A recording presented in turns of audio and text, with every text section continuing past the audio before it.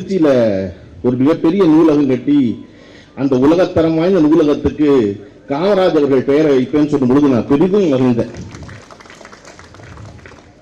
ஏன்னா நம்ம திராவிட முன்னேற்ற கழக ஆட்சியில தமிழ்நாட்டில் நூலகம் கட்டுறோம். நூலகம் கட்டும் போது அண்ணா பேர் ஒன்று வச்சாச்சு சென்னையில்.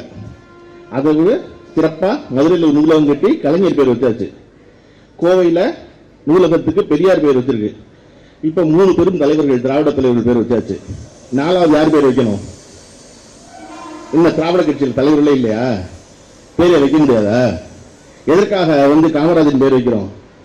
ஏன்னா முந்தாள் விஜய் சொன்னார்ல, தமிழக வெற்றி கழகத்துக்கும் திமுக தான் போட்டி, எங்களுடைய ஒரே எதிரி திமுக தான் பாருங்க.